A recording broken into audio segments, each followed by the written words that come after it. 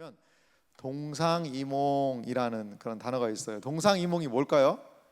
이 동상은요, 뭐 침상 그런 뜻이 있어요. 같은 곳에 누웠어요. 동상. 그런데요, 이몽, 꿈은 달라요. 꿈은 서로 다른 꿈을 꾼다는 거죠. 같은 자리에 누워 있지만 서로 다른 꿈을 꾼다. 저는요, 이게 요즘 우리 시대의 가족의 모습이 아닌가 생각이 좀 들어요. 자녀와 부모가 같은 집에 살고 있어요. 근데 말이 달라요. 생각이 달라요. 가치관이 달라요. 말이 잘 안 통해요. 안 통해요. 말이 안 통해요. 아내와 남편이 같은 집에 살아요. 같은 방에서 잠을 자요. 그런데 아내의 생각이 남편의 생각이 서로 다른 거예요. 가족이 너무 달라요. 달라도 너무 달라요. 그래서 어떤 아내가요, 이런 얘기를 했대요. 이런 얘기를. 우리 남편은 뭐라고 부른 줄 알아요? 로또라고 그랬대요. 로또. 여러분, 와, 이게 대단한 거 아닙니까? 내 남편은 로또다. 로또 알죠? 뭔지 모르는 사람들이 몇 명 있는 것 같아서. 여러분, 이 로또 복권이라는 거죠. 내 남편은. 그러니까 당신 남편은 긁으면 복이 나오는 그런 남편이군요 라고 하니까 그게 아니라는 거죠. 왜 남편을 로또라고 불러요? 너무 안 맞아가지고. 너무 안 맞는다는 거예요. 맞아도 너무 안 맞아요. 한 번도 안 맞아요. 말도 안 맞아요. 생각도 안 맞아요. 먹는 것도 달라요. 나는 시원한 걸 먹고 싶은데 뜨거운 걸 달라고 그래요. 냉면 먹으러 가자 그러면은 갈비탕 먹는다고 그러고, 이게 뭐가 안 맞아요. 안 맞아요. 너무 안 맞아요.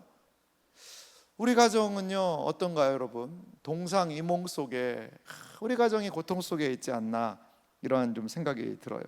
생각이 다르고 가치관이 다르고, 우리가 정말 한 가정에서 하나됨을 이루기가 참 쉽지 않은 거죠. 여러분, 그러면 우리의 가정을 온전하게 세울 수 있는 가치, 기준은 무엇일까요? 그것은 저는 하나님의 말씀인 줄 여러분 믿으시기 바랍니다. 하나님의 말씀의 기준 앞에 우리가 어떻게 해야 돼요? 인정하고요, 그 가치를 받아들일 때 그 가정에 온전한 토대가 세워지는 것 같아요. 오늘 우리가 읽은 창세기 1장 27절 말씀을 좀 보실래요?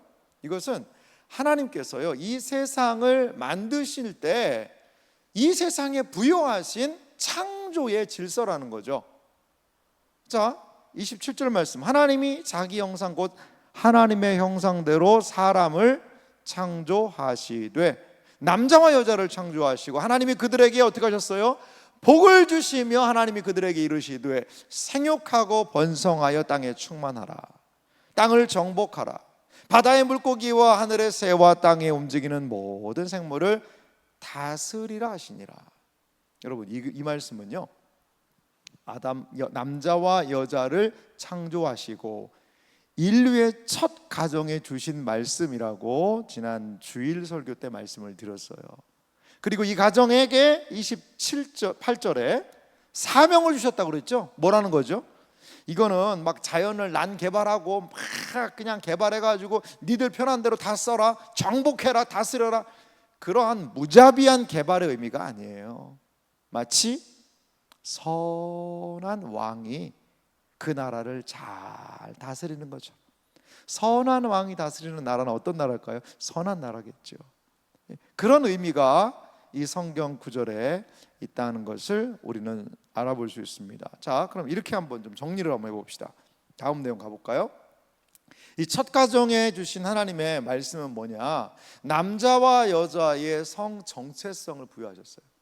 남자, 여자, 중간은 없습니다. 중간은 없어요. 중간에 바뀌는 것도 없어요. 남자와 여자를 창조하셨다라고 성경은 말하고 있습니다. 이게 창조의 질서예요. 또한 남자와 여자는 함께 하나님의 형상대로 만들었다는 거죠. 남자와 여자는 함께 하나님의 형상을 나타낼 수가 있는 거죠. 남자도 하나님의 형상입니다. 여자도 하나님의 형상입니다. 이 둘이 마음을 모으고 합할 때 그 가정을 통해 하나님의 형상의 아름다운 모습이 더 드러나게 된다는 거예요. 그러면 뭐 요즘에는 혼자 사는 사람도 많은데 혼자는 못합니까? 아니요, 혼자는 못하는 게 아니죠. 혼자도 할 수 있어요. 하지만 둘이 하나가 되어 할 때 하나님의 형상을 더 효율적으로 드러낼 수 있다라고 오늘 성경이 이야기를 합니다. 자, 그리고 생육하고 번성해라 라는 말은 단순하게 숫자가 늘어나라는 그런 의미가 아니에요. 다스리라는 말은요, 단순하게 무엇인가 네 맘대로 하라는 뜻이 아니라 하나님의 형상이 지속적으로 이 땅 가운데 어떻게 하는 거죠? 이어지는 거예요. 나로 하나님의 형상 끝, 이게 아니라 나의 자녀가 또 하나의 하나님의 형상으로 태어나서 이 세상을 복되게 하고 이 세상이 하나님의 형상으로 이 세상을 아름답게 만드는 일들이 이어지라는 것이죠. 이 일을 위해서 하나님이 하신 것이 있어요. 그것은 하나님은 가정에 무엇을 주셨어요? 복을 주셨어요. 잠시 앞에 다시 한번 28절 말씀을 한번 가볼까요? 앞으로 한번 가보죠. 28절 말씀 보세요. 하나님이 그들에게 복을 주시며 하나님이 그들에게 이르시되. 하나님은요, 우리 가정에 사명을 주시기 전에 뭐부터 주시는 줄 아세요? 복부터 주세요. 복부터. 우리 가정은 이 하나님의 사명을 감당할 수 있는 하나님이 주시는 복이 우리 가정에 있다는 사실을 믿으시기 바랍니다. 믿으시기 바라요. 정말 하나님께서 각 가정에게 주시는 하나님의 은혜의 복이 있다. 할렐루야. 이것을 여러분들이 기억하시는 모든 분들이 되시기를 바랍니다. 그러면 이런 하나님의 창조의 질서가 우리 가정에서 과연 회복되고 있을까? 이게 참 어려운 질문인 것 같아요. 요즘 우리가 살아가고 있는 가정은 어떤 많은 위기들에 놓여 있단 말이죠. 주일에도 여러 가지 내용들을 우리가 좀 살펴봤는데요. 제가 몇 가지로 한번 이렇게 고통받는 우리의 가정의 위기를 몇 가지로 한번 이렇게 정리를 한번 해봤습니다. 사사기 21장 25절의 말씀이 있는데요. 우리 시대가 이러지 않나 생각이 들어요. 같이 한번 읽어볼까요? 그때에 이스라엘의 왕이 없으므로 사람이 각기 자기의 소견에 옳은 대로 행하였더라. 아멘.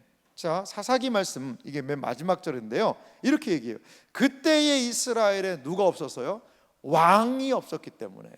우리 마지막 찬양, 하나님이 왕이십니다라는 찬양을 강력하게 했는데요, 맞아요. 왕이 뭐라는 거죠? 없었다는 거죠.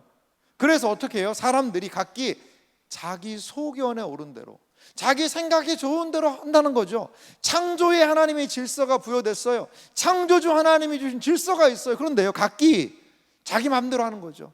내 인생은 나의 것, 우리 가정 내가 가장이니까 내가 마음대로 할 수 있어. 여러 가지 생각들이요 충돌하고 있어서 자기 소견에 옳은 대로의 모습이 우리 시대에 이루어지고 있지 않나, 이런 생각이 들어요.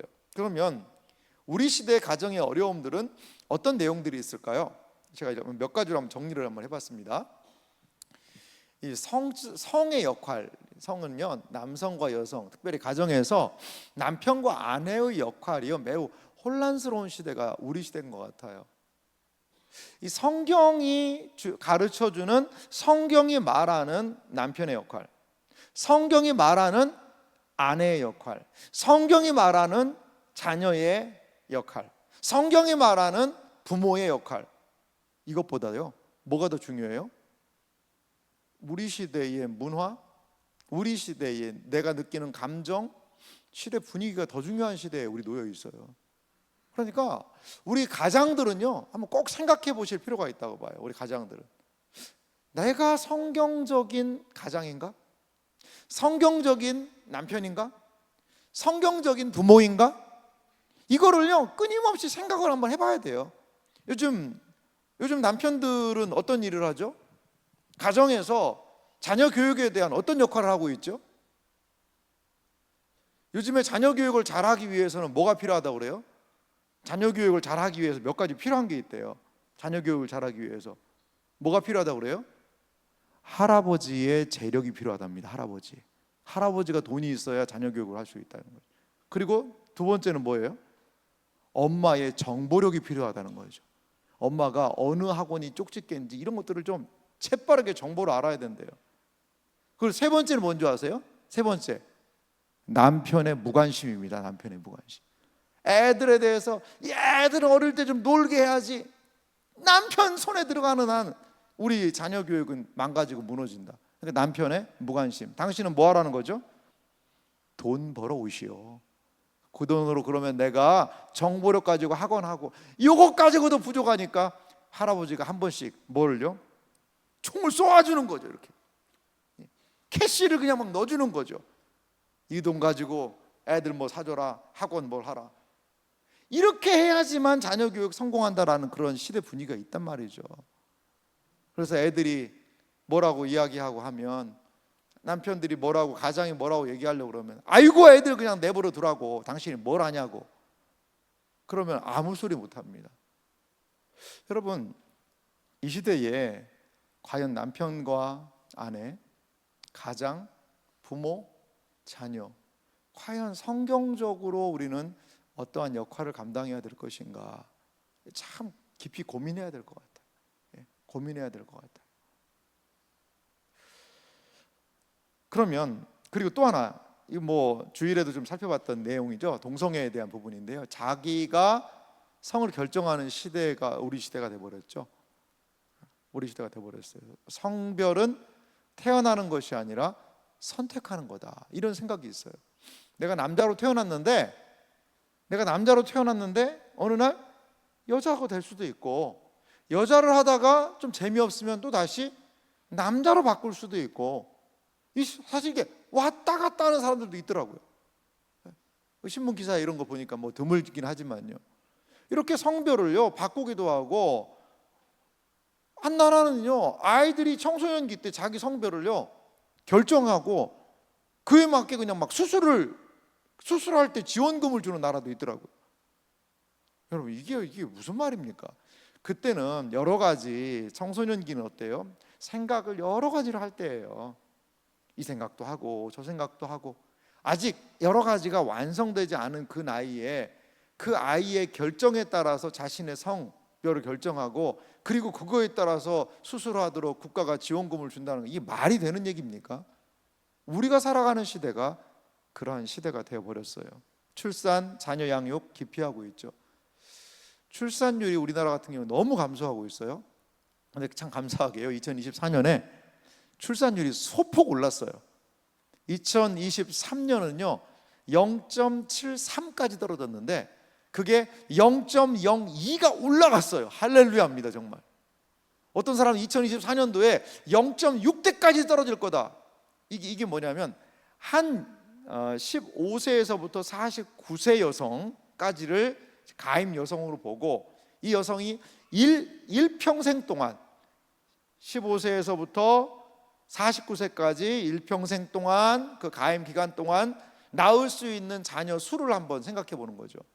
그런데 그게 우리나라 0.75, 그것도 0.02가 올라간 그런 상황이에요. 한 명은 못 낳는다는 얘기죠. 많은 사람들이 이야기하잖아요.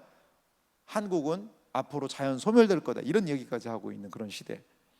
경제적인 부담으로 자녀 한 명 양육하기 위해 어떤 사람들은 20살까지 키우는데요 5억이 든다는 사람도 있어요. 5억이. 누군지는 잘 모르겠어요. 억대가 들어가는데 어떻게 그렇게 키우냐. 그래서 자녀 양육 때문에 출산을 기피하는 경향도 있다는 거죠. 우리 가정에 위기기들이 참 많잖아요. 아동폭력, 뭐 신문에 보면, 뉴스에 보면 이런 이야기가 종종 너무나도 가슴 아픈 이야기들이 일어나요. 자녀들이 학대를 받고 있기도 하고, 또 가출하는 청소년들이 있기도 하고, 가정이 깨어지기도 하고, 여러 가지 위기 가정들이 늘어나고 있는 그런 시대 분위기 속에 우리 놓여 있죠. 저는요 신앙적으로 마지막 줄이 참 많이 와닿아요. 뭐냐면요, 우리 모든 가정들이 영적으로 좀 메말라 있는 것 같아요. 교회에서는 같이 모여 예배를 드리는데 이러한 신앙적인 가치가 가정에서도 자연스럽게 잘 이식이 좀 잘 안 되는 그런 부분이 있지 않나, 이런 생각이 들어요. 가정예배 챌린지를 왜 하는지 아세요? 한번 해보라는 거죠. 그 신앙적인 분위기를 함께 좀 만들어 보라는 거죠. 여러분, 요즘에 청소년기에 가정을 둔 가정에서는요 같이 식탁에 앉아서 밥 먹기가 쉽지가 않아요. 다 바빠가지고. 저희도 그럽니다. 저희도. 그런데 그래도 가족이 시간을 정해서 한 공간에서 한 성경을 읽고 서로의 이야기를 나누며 기도하는 것, 이거는요 엄청난 일이라고 봐요. 이번 가정예배 챌린지를 3번 하고 끝내지 마시고 살살 자녀들에게 좀 여러 가지 제안을 한번 해보세요. 적어도 2주에 한 번 우리가 가정예배를 드리자. 한 달에 2번 정도, 그러다가 한 달에 3번으로, 그러다가 한 달에 4번으로, 그러다가 일주일에 한 번씩 드리는 목표를, 그렇게는 안 할 거예요. 걱정하지 말아요. 예. 우리 청소년들이 깜짝 놀래고 있어요. 한 달에 한 번이라도, 한 달에 한 2번이라도 이렇게 좀 가족이 같이 모여서 예배하는. 그래서 우리 교회는 가정 예배를 드릴 수 있는 시트를 계속 만들어서 우리 성도님들께 드리잖아요. 그리고 가정 예배 이 시트를 좀 나눠드리는 채널, 카카오톡 채널을 여러분 많이 좀 구독을 한번 하세요. 거기다가 가정에 대한 좋은 자료도 올리고요, 가정 예배에 대한 여러 가지 내용을 올릴 테니까 자녀들은 그거 보고 하면 돼요. 그거 보고, 종이 안 가져왔으면. 그래서 어디에서든지 접속해가지고 그 내용을 따라 가족이 좀 같이 예배 드리자는 거죠. 이러한 가정 안에서 하나님의 은혜가 생명력 있게 있어져야 되는데, 지금 믿음의 가정들도 영적인 많은 메말라 있는 상태가 되어 있지 않나라는 그런 생각이 들어요. 여러분, 이렇게 가정의 어려움을 이야기하는 이 시대에 여러분들의 가정은 좀 어떠세요?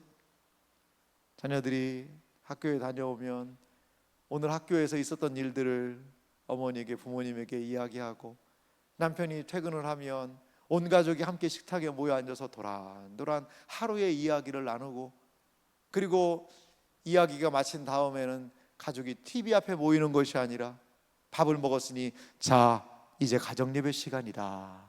그러면 같이 모여서 말씀을 나누고 기도 제목을 나누고 서로를 위해 뜨겁게 기도해주고 사랑해주는 그런 가정, 이것과 우리 가정의 모습은 좀 어떻습니까? 냉랭함이 혹시나 있지 않습니까? 여러분, 어떻게 이 가정의 위기의 시대 속에 우리 가정의 온전함을 세워갈 수 있을까요? 저는 가정 위기의 극복에 가장 중요한 것은요, 무엇이냐? 바로 이것이라고 봐요. 뭐죠? 다음 내용 보여주실래요? 바로 기도입니다. 기도는 무엇이냐? 우리 가정의 주권이 하나님께 있다라는 거죠. 그러니까 기도하는 거죠. 우리 가정을 살리고, 남편과 아내의 관계를 살리고, 자녀들과 부모의 관계를 살리고 회복하는 그 힘이 어디에 있느냐? 하나님께 있다라는 거죠. 시편 127편 1절 말씀을 다 같이 한번 읽어볼까요? 함께 같이 읽겠습니다. 여호와께서 집을 세우지 아니하시면 세우는 자의 수고가 헛되며, 여호와께서 성을 지키지 아니하시면 파수꾼의 깨어있음이 헛되도다. 아멘. 여러분, 이 말씀이 믿어지십니까? 여호와께서 집을 세우지 아니하시면 세우는 자의 수고가 헛되다. 집이라는 것은 단순하게 하나님이 아파트 지어주고 주택 지어주고 그런 의미가 아니고, 집이라는 것은 뭐죠? 가정을 얘기합니다. 가정. 또한 여호와께서 성을 지키지 아니하시면 파수꾼의 깨어있음이 헛되도다. 성, 도시, 국가라고도 생각할 수 있을 것 같아요. 한 나라의 주권이 하나님께 있어서 하나님께서 그 나라를 지키지 아니하시면 아무리 군인들이 깨어있어도 헛되다. 집, 가정을 의미합니다. 하나님께서 가정을 세우실 때 그 가정이 온전히 지켜지고 세워질 줄 여러분 믿으시기 바랍니다. 우리가 이걸 기억해야 돼요. 우리 가정을 세우는 것은 누구입니까? 가정의 노력과 수고, 아내의 헌신과 섬김, 자녀들의 순종과 부모의 말씀을 따르는 것 필요하죠. 이것이 우리 가정을 세울 수 있습니다. 그런데요, 가장 근본적으로 우리 가정을 세울 수 있는 것은 하나님이라는 사실을 믿으시기 바랍니다. 왜냐? 우리 가정이 시작된 출처가 하나님이에요. 그래서 우리 가정은 하나님께서 세우실 수 있다는 사실을 여러분 믿으시기 바랍니다. 여러분, 가정을 위해서 기도할 때요, 그러면 어떤 일들이 일어날까요? 우리 많은 분들이 가정을 위해서 기도하고 계세요. 우리 가정에 하나님 은혜를 주세요. 우리 자녀들을 붙잡아 주세요. 우리 가정 하나님 도와주세요. 아직 믿지 않는 가족들, 지금 말 안 듣고 힘들어하는 우리 자녀들 하나님 도와주세요. 어떻게 합니까? 기도해요. 기도하는데요, 기도할 때에 저는 너무나도 중요하게 일어나고 있는 한 반응이 있다라고 봐요. 다음 내용 한번 보실래요? 에스겔 말씀인데요, 에스겔 37장 3절과 4절 말씀을 한번 좀 보세요. 이 말씀을 우리 좀 다 같이, 에스겔 37장 3절과 4절 말씀 다 같이 한번 읽어볼까요? 함께 읽습니다. 그가 내게 이르시되 인자야 능히 살 수 있겠느냐? 주 여호와여 주께서 아시나이다. 또 내게 이르시되 너는 이 모든 뼈에 대하여 이르기를 너희 마른 뼈들아 여호와의 말씀을 들을지어다. 아멘. 여러분, 에스겔 37장에 있는 말씀은 우리가 좀 잘 아는 말씀이죠. 하나님이요, 에스겔 선지자를 어디에 세워놓으셨어요? 뼈가 가득한 골짜기로 데려가셨어요. 골짜기. 아마도 거기에 사람들이 전쟁을 하다가 사람들이 거기서 죽어 있었던 모양이에요. 그런데 아무도 이 시신을 수습을 안 해준 거죠. 거기에서 햇볕에 노출이 되고 비가 오고 바람이 불고 기온이 올라가고 뼈가 다 썩고 하얀 백골들만 남아있는 거죠. 마른 뼈가, 마른 뼈입니다. 바짝 말라있는 뼈다귀가 가득한 그런 골짜기로 하나님의 에스겔을 인도하셨어요. 그럼 물어보시는 거죠. 인자야, 이 뼈들이 능히 살 수 있겠느냐? 만약에요, 여러분들에게 그걸 물어보신다면, 아니 지금 당장 숨이, 호흡이 끊어진 사람, 그 시체를 갖다 놓고 얘기해도 긴가민가 할 텐데 죽은 지가 너무 오래됐어요. 그리고요, 그 뼈들이요 뭐 어떻게 됐는지도 몰라요. 뒤섞여 있어요. 그러한 상황 가운데 있는 그들을 향하여서 이 뼈들이 능히 살겠느냐라고 물어보신다면 여러분 뭐라고 얘기하시고 싶으세요? 에이 하나님, 이거 안 됩니다, 안 됩니다. 이 뼈다귀들이, 이 뼈다귀가 어떻게 살아요? 하나님, 아이고 이건 안 됩니다. 그런 마음이 막 여기까지 올라오지 않았을까요? 근데요, 에스겔은 그래도 선지자예요, 선지자. 이분에게 믿음이 있었어요. 그래서 뭐라고 얘기하시냐면 주 여호와여 주께서 아시나이다. 할렐루야. 여러분, 잘 모르겠거들랑 내 생각 너무 그렇게 하면 안 됩니다. 잘 모르겠으면 주님이 아십니다. 이렇게 하면 좀 좋을 것 같아요. 그러니까 어떻게 해요? 하나님께서 마른 뼈들아 여호와의 말씀을 들으라 라고 이야기하라는 거죠. 그리고 어떻게 됐습니까? 이 뼈들에 대하여서요 대언을 합니다.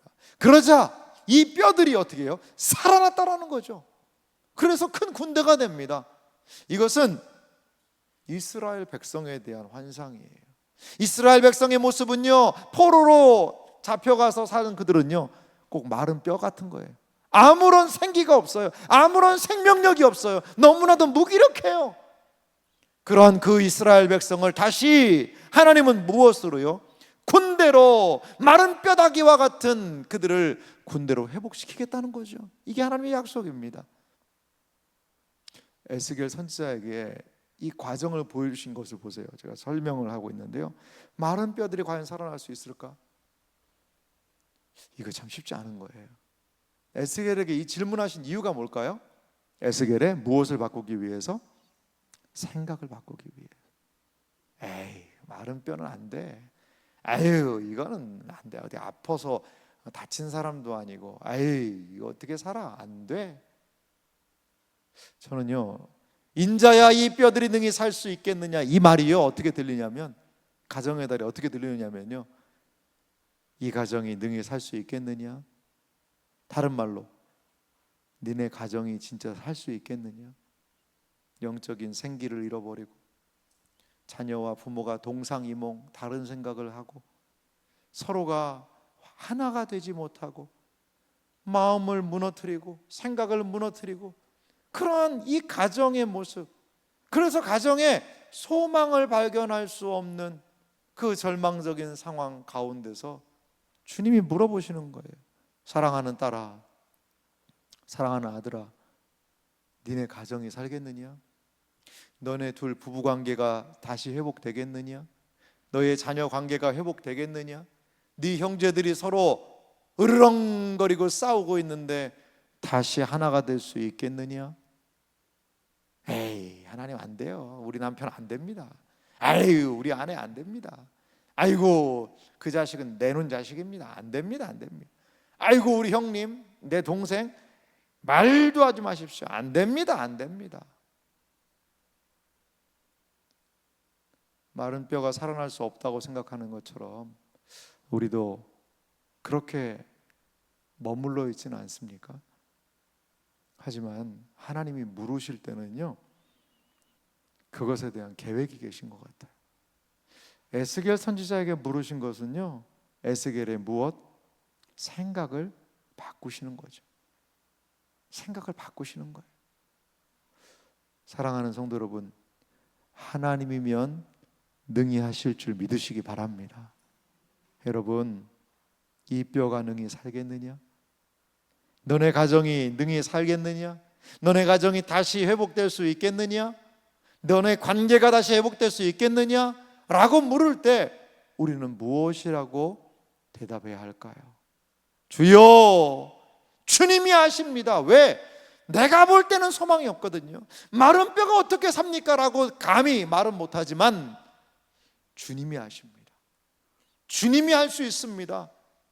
우리 가정도 마찬가지, 여러 어려운 관계도 마찬가지예요. 지금은 답답해 보이지요, 힘들어 보이지요. 하지만 주님이 역사하신다면 마른 뼈와 같은 가정도 살아날 수 있다는 사실을 믿으시기 바랍니다.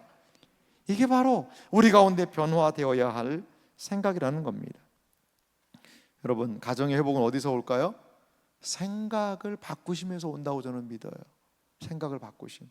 로마서 12장 2절은 우리에게 이렇게 말씀하고 있는데요, 다 같이 로마서 12장 2절을 한 목소리로 읽어보겠습니다. 같이 읽습니다.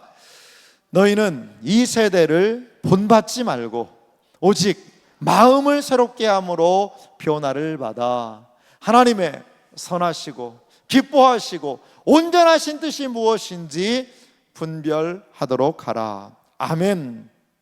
우리 하나님은요, 생각을 바꾸시는 거죠. 회복이라는 건 저는 이거라고 봐요. 회복되기 전에 먼저 하나님이요, 우리의 생각과 기대를 바꾸시는 거죠. 그리고 우리의 바뀌어진 생각과 기대대로 이끄는 과정이 바로 저는 회복이라고 봐요. 이게 바로 회복이에요. 여기에 오직 마음을 새롭게 함으로 변화를 받아라는 이 구절이 상당히 중요한데요, 이렇게 한번 뜻을 좀 찾아봤습니다. 가정의 회복을 위해 마음을 새롭게 하는 과정이 필요한데요, 마음을 새롭게 하다라는 뜻이 있어요. 이게 뭐냐면 이성적인 사고의 새로워짐이래요. 이게 마음이 뭐라는 거죠? 생각입니다. 단순하게 마음을 좀 착하게 먹고 이게 아니라, 마음이라는 것은요 무엇이냐? 원어 의미로 보니까 생각이에요. 이성적인 사고예요. 마음을 새롭게 하다는 것은 뭐냐? 생각 리셋이에요. 리셋. 생각을요 완전히 뒤집어서 새롭게 하는 것이지요. 하나님께서 우리의 가정을 여러분 새롭게 하실 줄 믿으시기 바랍니다. 우리의 생각이 달라져야 합니다. 우리의 기대가 달라져야 합니다. 에이, 이렇게 어떻게 해? 좀 가정을 비하하는 단어 중에 집구석이라는 단어가 있어요. 집구석.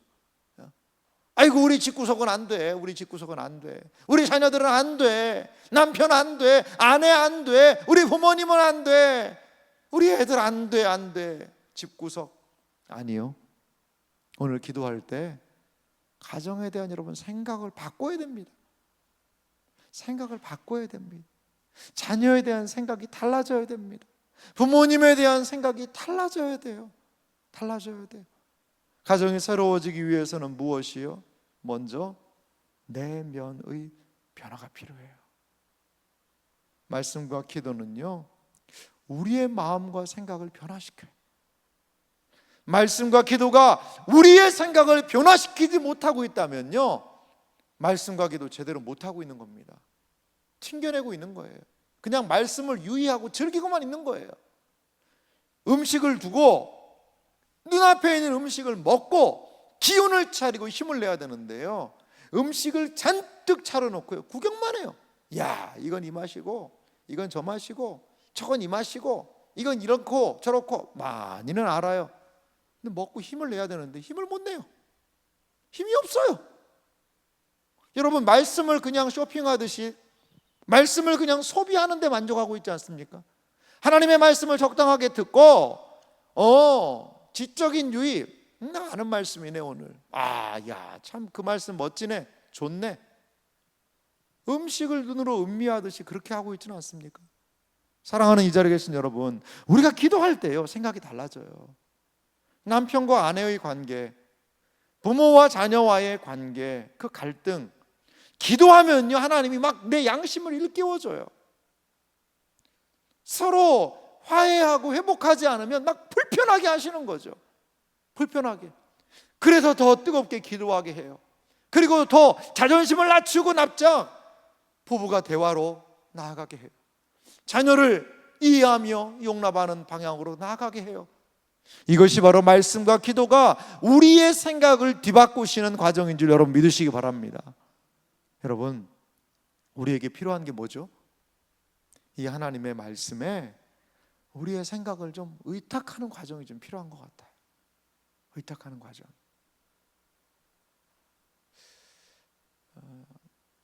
저도 이제 주일 설교가 이제 소통에 관한 설교거든요. 참 소통에 관한 설교를 좀 준비하고 있는데 설교가 쉽지 않더라고요.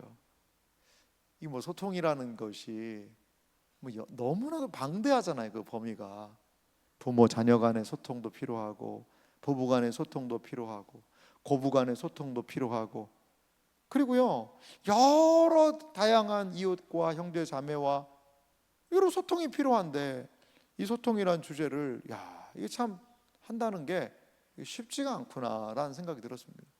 그리고 정말 뭐 후회까지는 안 하고 있습니다. 이 괜히 주제를 잘못 잡은 게 아닌가. 거기에 이제 뭐 이런 참 죄송합니다만 제가 이제 이런 또 연약함을 얘기했더니 저희 사랑하는 아내께서 여보, 당신은 소통 전문가는 아니잖아요. 이런 이야기를 하면서 이게 설교가 쉽지 않다는 것을 저에게 현실적으로 직감, 현타가 왔어요. 현타가. 그래요. 그런 부분이 있죠. 그런 부분이 분명히 있어요. 분명히 있어요. 그런데요, 여러분, 저는 생각이 변화될 때 거기에서 좀 소통이 오게 되는 것 같아요. 생각이 변화될 때. 여러분, 자녀들이 우리 부모들의 입장에서 보면 자녀들이 어떻게 좀 하고 싶어 하는 거죠. 엄마들은 그런 얘기를 많이 하는 것 같아요. 야, 내가 너한테 뭐 특별한 걸 원한 적이 있니? 너한테 뭐 엄청 잘해가지고 탁월하고 뛰어나게 하라고 요구한 적 있어? 그냥 평균만 하라고. 다들 고등학교 졸업하고 대학 갈 때 너도 대학 가고, 대학 마치고 직장 갈 때 너도 직장 가고, 그리고 그 다음에 좀 직장 들어가서 남들 결혼할 때 너도 결혼하고, 그냥 평범한 것만 요구를 했지 엄마가 너한테 뭐를 더 요구한 게 있냐. 그런데 그것도 힘들어? 그게 안 돼? 라고 이야기를 우리는 어떤 데는 말까지는 못하지만 생각 속에서 그렇게 하고 있지는 않습니까? 여러분, 우리 자녀들이요 조금 한두 해 여러 가지가 잘 늦고 지체될 수도 있다고 봐요. 좀 늦어질 수도 있어요. 그러면 다른 동년배보다 한두 해 늦어진다고 걔가 인생에서 완전히 나고자가 되는 건가요? 그렇지 않아요. 그렇지 않아요. 저희 자녀들에 대한 이야기를 제가 막 여기까지 올라왔는데 하면은 이게 프라이버시가 있어서 안 될 것 같아요. 이거 좀 안 될 것 같아요. 다른 교회 가면 한번 하겠습니다. 다른 교회, 우리 교회 안에서는 좀 조심해야 될 것 같아가지고. 여러분, 자녀들이요 부모의 마음대로가 잘 안 됩니다. 지금 우리 3층에도 우리 아이들이 이렇게 막 뛰어놀고 이렇게 말씀을 듣고 있는데 얼마나 착한지 몰라요. 분명히 아이들을 위해 자녀로서 기도하고 했는데도 이게 잘 부모의 이 계획과 부모가 볼 때 양이 안 차는 거죠. 어떤 때는 이게 안 되는 거죠. 어떻게 보면 기대가 만족이 안 돼요. 우리는 그래서 자녀가 조금만 곁길로 가면 뭐 여러 가지 부분에서 네가 그럴 수가 있냐, 뭐 여러 가지 실망과 여러 가지를 하는 부분이 있죠. 분명히. 여러분, 좀 자녀에 대한 울타리를 좀 크게 치면 좋을 것 같다는 생각이 들어요. 저는 그게 여유에서 올 수 있다고 보는데, 이게 무슨 말이냐면요, 이 박중훈 씨, 박중훈이 아니라 안성기 씨 있잖아요. 안성기 씨가 박중훈 씨하고 이제 영화를 하나, 뭐 예전 영화입니다, 찍었는데 거기서 상당히 좀 의미심장한 이야기를 이 안성기 씨가 이렇게 하더라고요. 그분 참 연기를 잘하시잖아요. 감독님이 자기를 너무 편안하게 해줬대요. 그런데 배우가 연기를 할 때 자기 마음대로 할 수 있습니까? 그럼 안 되잖아요. 뭐가 있죠? 대본이 있잖아요. 대본에 각본대로 연기를 해야 되는데, 이제 애드립이라는 것도 있단 말이에요.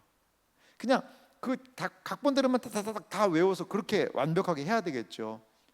그런데 그 감독이, 이 안성기 씨가 하는 말은요, 감독이 쳐놓은 울타리가 좀 넓었대요. 그러니까 해야 되는 범위를 좁혀서 그 대사대로 달달달이 아니라 좀 넓혀준 거죠. 그러니까 그 안에서 이 배우가 자기가 창조적인 사고를 가지고, 그리고 좀 더 범위를 넓혀가면서 꼭 그 각본에 있는 그 말을 아니라 다른 말을 하면서도 의미가 흘러갈 수 있도록 그 범위를 넓혀줬다는 거죠. 그 안에서 자기가 너무나도 자유롭게 연기를 할 수 있었다라고 이야기를 하더라고요. 우리에게도 좀 이런 여유가 저는 필요하다고 봐요. 우리 부모 세대가 자녀들을 향하여서요, 좀 울타리를 좁게, 이 안에서 그냥 늘 그 싸움이지 않습니까? 몇 시까지 와라, 못 간다, 와라, 지금 버스가 떨어졌다, 뭐 한다, 왜 그러냐, 늘 옥신각신하는 그런 부분들이 분명히 있거든요. 그러면 안 되죠. 여러분, 제 시간에 가야 돼요. 제 시간에. 분명히 제 시간에 부모님하고 약속을 했으면 가야죠. 그런데 그것으로 너무나 우리의 자녀들을 꽉 올감하게 될 때요, 이게 숨이 막히는 거죠. 분명히요, 저는 울타리는 필요하다고 봐요. 울타리를 다 걷어내버리면 안 돼요. 울타리는 분명히 있어야 해요. 하지만 넓게, 그 울타리를 넓게 칠 수 있는 그런 근거는 뭔지 아세요? 저는 믿음이라고 봐요. 믿음. 주님, 이 아이는 하나님의 자녀입니다. 하나님께서 책임지시는 하나님의 딸이요 아들인 줄 믿습니다. 제가 부모로서 다 할 수 없는 게 있어요. 주님 도와주시고 너희의 참부모 되신 하나님, 아이에게 알려줘야 돼요. 참부모가 하나님이세요. 그 참부모이신 하나님을 어려서부터 알려주고 인식하게 하는 것, 이것이 바로 우리 자녀들을 하나님 앞에 저는 세우는 일이 아닐까 생각이 들어요. 사랑하는 이 자리에 계신 여러분, 우리 가정이 어떻게 세워질 수 있을까요? 우리 가정 어떻게 세우죠? 자녀들과의 관계는 어떻게, 늘 마음에 들지 않는, 늘 여러 가지 부분에서 만족할 수 없는 남편과 아내, 부모님과 자녀의 이 갈등 구조를 어떻게 감당할 수 있을까? 오늘 말씀대로 우리 가정이 하나님 안에서 살아날 수 있다는 사실을 여러분 먼저 믿으시기 바랍니다. 기도할 때 생각을 바꾸시고 마음을 바꾸시는 그 하나님을 붙잡을 수 있는 여러분들 되시기를 바라요. 그리고 가정에 세우신 아버지 하나님의 질서를 함께 같이 부모와 자녀 세대들이 존중하며 그 질서 안에서 하나님이 허락하신 가정의 그 놀라운 복을 기억할 때에 그 가정이 하나님 안에서 맡기신 사명을 온전히 감당하게 될 줄 여러분 믿으시기 바랍니다.